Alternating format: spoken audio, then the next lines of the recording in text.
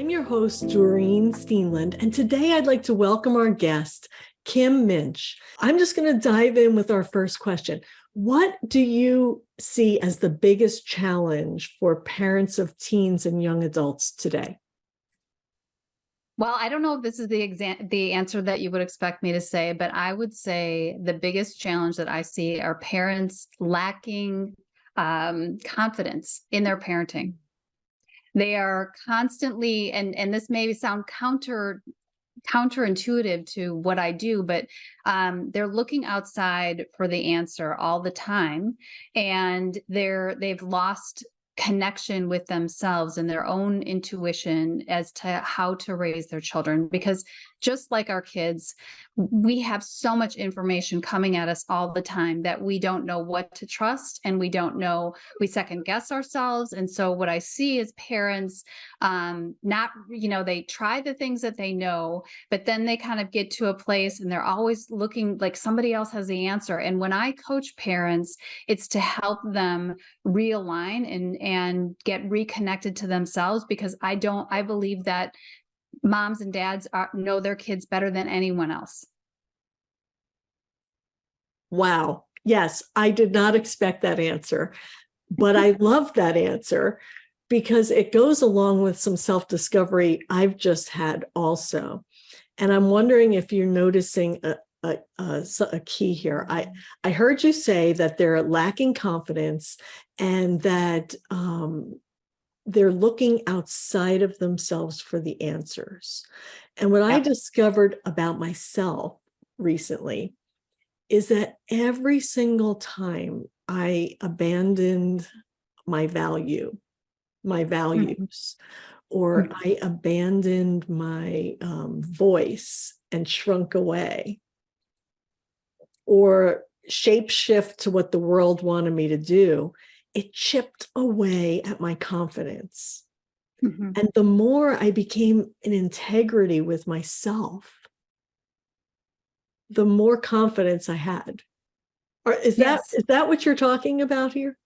Yes. And so, parents, if they're coming to me to have the answer, that's not necessarily a parent who's ready to do the kind of work that I do with parents, because I really do believe, from my own parenting experience, like you said, my oldest is going to be 36 and my youngest just turned 18. Mm-hmm. And so I've been in this late teen, young adult stage for a long time. And I've gone through personal challenges myself, right, with my kids. And I lost my train of thought. You were basically saying that you're not their girl. You're not the person to come to if they want answers. Right. Okay. Sorry. That's okay. I do that once in a while. So I am not the person that they come to, but what I will do is help them reconnect with themselves, because what I've learned is that moms, especially, both parents, but moms especially, are the emotional barometers in the family. So when mom is disconnected, when mom is anxious, when mom is enabling, it affects, everybody around mom. So when moms and or dads concentrate on working on their own emotional well-being, their anxiety, their stress level, they will affect change in everybody. Now, they may not get the change that they want to have from their kid. Like, I want to get my kid to go to school, get my kid to, right? They may not be able to get exactly the change they wish to see in their kids, but it's about them having boundaries and holding themselves accountable to not enabling a dysfunctional or unhealthy pattern at home. Wow. Okay. So you, once again, I'm just going to bring you up to speed with what's happening in this summit. We've been talking a lot about patterns in the brain, right? We've been talking a lot about these patterns in relationships. And what you're saying is that all of these patterns that we have are translating to our relationships with our kids, and they are affecting us. So what you're doing really is bringing awareness to those patterns that might not be serving them anymore. Absolutely. Absolutely. Yes. And, really trying to help them uncover why the pattern started and what's holding them back from shifting the pattern to something that better serves themselves and their kids. Right? What are the obstacles? Generally, it is past history. They haven't held a boundary in the past and they feel like at this point, can I do this with my 22-year-old? How will that look? Or, they're oh my gosh, why am I doing this again? Sorry. That's okay. So the pattern disrupted. Oh my gosh, why am I so distracted? Okay. Let's just take some deep breaths. Yeah, We can do that. it's me. Because Yes. this is what we do, right? Well, and the thing about it, I'm so I passionate know. about this and talk about it all day long. So Yes. there's my things that are like 100 miles an hour going like, okay, what was I Yes. saying? Um, regardless, I think I was talking about how moms, their ability to work on themselves helps everyone else in the family, first and foremost. I mean, it really does. And parents put themselves last. They Mhm. will invest Yes. extra coaching, extra tutoring, whatever it takes for their kids, but they do not invest in themselves. And then they get to a place where they're hitting a wall because their kids aren't doing the thing, or they're not doing it well enough, or they're lacking in some way, and they're racking their brain because it's like, I've tried everything, I can't. Well, the reality is when you start to invest in yourself as a parent, you can affect change that you don't think you can, but it doesn't come from control. Yeah. Right? It comes from parents feeling confident and convicted in the boundaries that they're setting for themselves, and when they need to, boundaries for their kids. But it really starts first with parents having boundaries for themselves and not participating in unhealthy patterns and dysfunctional patterns with their kids. Yes. Oh, I love what you're saying, because this is true in everything that we do. When one person changes in the relationship, everybody changes. And I agree with you 100%. I see this all the time. Parents say they have no money, but they're spending thousands of dollars for their kids to go to a soccer camp, right? And their kid doesn't even want to go to the soccer camp, but they're doing it because all the friends are doing it and they don't want their kids left behind. And so they jump on all these bandwagons and do all of these busy activities that they think are going to solve the problem, Yeah. but it's not the answer. Right, right. Parents investing in themselves and working through the emotions. One of the obstacles to the pattern is that parents have these emotions that are holding them back. And the emotions generally are fear, anxiety, frustration. I would say a lot of it is fear, right? They enable situations and they continue in unhealthy patterns because of their fear. And we all know that when you're parenting from fear, it breeds disconnection, not only within yourself, but within your family members and between the parent and child. So while they think they're parenting out of love, it's really coming from fear. Yes. Oh, and we've all been there, haven't we? I Absolutely. mean, I could think back to times where my kid wanted to do something, and that situation jogged my brain to something back to my childhood, and I was like, oh, no way.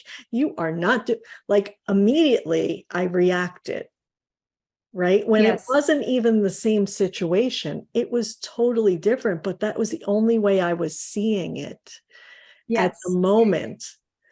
Yes. Unconsciously, if I may give just a Yeah. small, quick example. So I have 4 sons and a daughter, and my daughter is 18. And the closer she got to 18, I had my oldest son when I was 18. So the closer she got to 18, the more paranoid and triggered I got, you know, if she was going out or going out on a date or dating someone, that she would, you know, like get pregnant, and you know what I mean? Like Yes. I was bringing up feelings in myself. Fortunately for me, I was able to identify that because I do a lot of, you know, work on myself, that, you know, it's like, she's not me. She's just because she's 18. But a lot of, you know, parents, that's a question I would have for parents to ask themselves, is if their kid is going through a hard time, do they remember themselves at that particular age? Is there something that happened in their life that their kid is now about that age, that that kid is going through, that's similar, that is triggering the parent in some way? So being conscious of what's going on beneath the surface. Mm, so important because we are like, your brain is full of all of these little breadcrumbs from our life and our situations, right? And whenever we stumble across a breadcrumb that even seems familiar, your brain doesn't know it's a different time and a different place.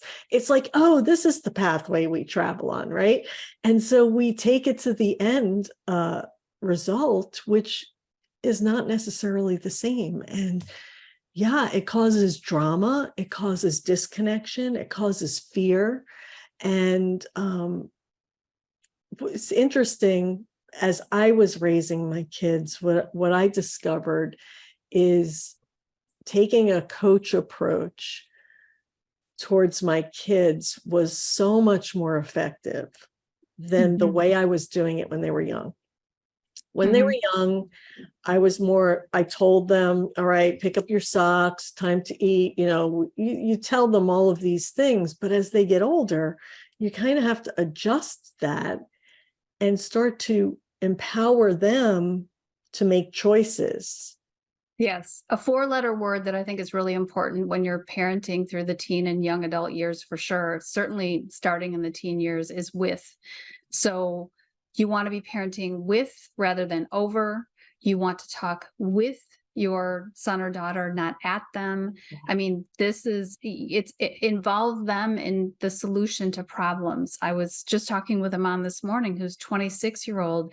They're enabling unhealthy situations because they're still treating him as if he were 13 and not 26 years old. And he does have some mental health issues, which tends to really trigger parents. You know, they don't know how much to expect if their kid is dealing with depression and whatnot. The problem is they do too much and they can take away their son or daughter's purpose. So it's a very fine line of helping parents sift through, identify their feelings, feel those feelings, because the more they repress them, the more, you know, they get to a place where they're enabling because they're fearful. So if we can talk through the feelings, if we can identify what's going on, if we can set realistic expectations for their young adult, that is what helps parents. That is what supports them to get out of these unhealthy patterns that they're, you know, they're codependent with their kids. Yes. I love what you're saying, because what I'm envisioning is more of a partnership that you have with the parents and that the parents have with the child, with the young adult, to help them to see their potential and their possibility, and that they get to step into that, right? Yeah. It's not the parents' responsibility to make the kid successful. Right. But parents get in a cycle of feeling that way because they might have tried to have the kid take over some aspect of their lives, you know, earning more money or whatever the situation is. And they've tried, and that kid didn't pick up the slack and didn't, you know, and so then they rush back in. And the reality is parents have to get uncomfortable or get comfortable with some uncomfortable emotions in order to allow that young adult to step in and take purpose, take responsibility for their lives. And that makes parents very uncomfortable. You know, they just get very like, well, what if they don't? Well, what if I have a 35-year-old that's sleeping on my couch? What if, you know, Yes, and yes. I encourage them not to future trip, but, you know, stay here, what's realistic based on if there's a diagnosis or, whatever the elements are that are in the particular family. That's, every family's different. I can't say Yes. like, do this and then this and then this. This is not how it is. But I do know that when parents can identify and work through their feelings and become more confident and convicted and not controlling, but convicted, Yes. their children will, their teens and their young adults will feel that from them and will step in, but they have to feel it from the parent. Mm. So what is the message that we as parents are sending our kids if we swoop in to save the day all the time? That they aren't capable. Yeah. You take away their purpose. And when I say, when I will tell that to a parent, I'll say, in that instance, you just took away his purpose, his reason to get a job, because you're providing food in an apartment that you pay for and all the things. And, that generally makes parents really think and or get sad, because the last thing they want to do is take away their kid's purpose. I mean, Yeah. they see it, they make the connection and like, oh my gosh, all along I've been trying to help and fix the situation, and all I'm doing is reinforcing that he or she can't do it on their own. Yes. And there is a sadness to that. And I see that a lot too, that we all know that as parents, we want the very best for our kids, right? And sometimes we just don't know the right way to get there. And as women, we tend to overserve and overdo and really just get into places that we might not belong. And so learning how to separate yourself but be with is a skill. Yeah. Yes, it is. And, I was working with a mom this morning and it's like, how do I do that? Yeah. And I want to give here again, I want to give a do this and then this 3-step process, but Yes. it isn't that. And I've been in that place myself as a mother, and it is small steps of being uncomfortable with your own feelings so that you can enable your kids to become responsible and accountable for their lives and for their happiness. And it may not be a fast, depending on the situation, it may not be a fast situation. But once young people see some incremental wins or some ways that they are moving ahead in their lives, that gives them the ability and empowers them. Where when parents are continually rushing in because of their own anxiety, Mhm. it takes it away. It takes and you can have 35-year-olds still living at home that, because they weren't given the opportunity to take responsibility for their lives and their happiness. Yes. Wow. And as you're speaking, many of the people that are listening to this are frontline workers.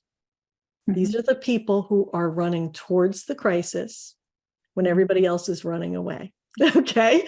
So this is a big thing for us that we need to learn to manage and take care of all the anxiety that comes inside because it's almost a feeling of helplessness. Mhm. Yep. Yeah. And I want to I want to say that, I have been there again with my own kids at times, and it is hugely uncomfortable. But what I realized a long time ago when my oldest was walking through his addiction is that I don't know why he came into the world. I don't know what he may have to experience and live through in order to become who he's meant to become, not who I want or need him to become.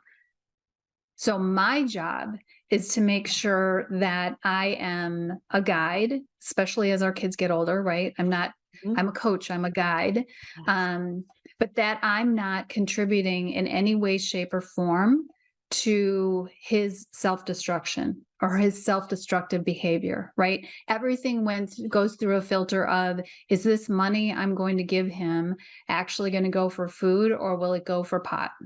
Mhm. Like, and if I know that, then I'm not going to give him the money. I'm not going to, I have to be strong enough to say, I can't give this to you.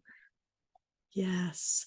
And that's where the confidence comes in that you brought in as our very first comment.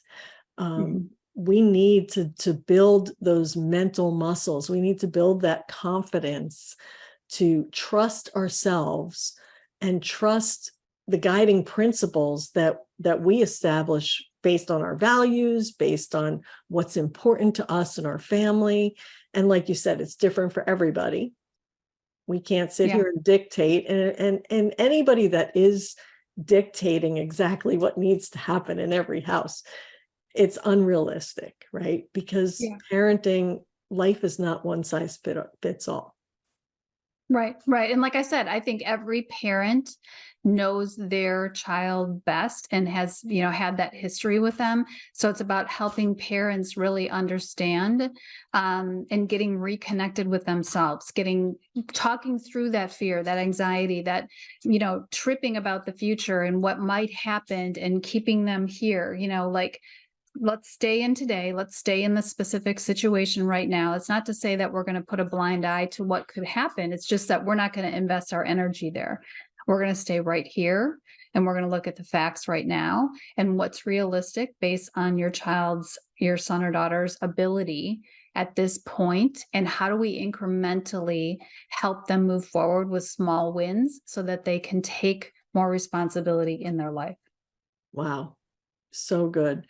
So I could sit here all day and talk to you, but we are getting to the top of our time. So if you had to leave our friends with one or two parting comments or a tip or something that you want them to know, what would you tell them? I am actually going to share with you the quote that was downloaded to me a couple years ago because I think it is so deeply, it's something that parents can really think about. Mhm. And that is this: our children come through us, not for us, except for the lessons that they reflect to us during their journey in an effort to grow us up along the way. So, whatever the situation is that you have going on with your son or daughter at the moment, what is that situation teaching you about your life and about how you can grow? Wow, I love that. That right there is a growth mindset, right?